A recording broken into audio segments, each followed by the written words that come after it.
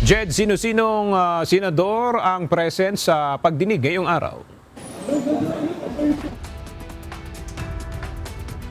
Senate Committee on Ethics and Privileges kaninang umaga kung saan dinaluhan ito ng 7 senador at pinangunahan ito ng chairman ng komite na si Senator J.D. Ejercito. Dumalo sa pagpupulong sina Committee Vice Chairperson Senator Kiko Pangilinan at Senate President Tito Soto III.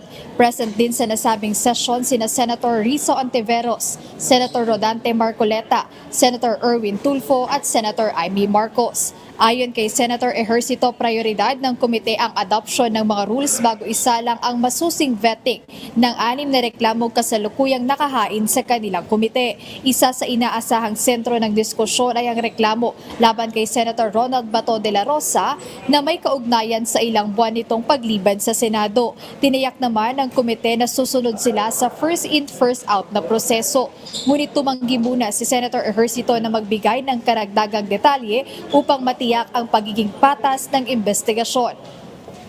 Aga bandang maga alas 12 ay natapos na rin itong executive session o yung closed door hearing ng Senate Committee on Ethics and Privileges at ngayon kasalukuyang nagbibigay ng update ang chairman ng komite na si Senator Ejercito at isa sa nabanggit niya na nabigyan na ng kopya o listahan ng mga cases na naihain sa komite yung mga miyembro ng Committee on Ethics and Privileges. Bukod dito, nabanggit niya na yung first in first out pa rin yung pagsasalang nila ng mga reklamo kung saan pang-anim dito is yung reklamo laban kay Senator De La Rosa. Ayan muna update, balik sa inyo aga.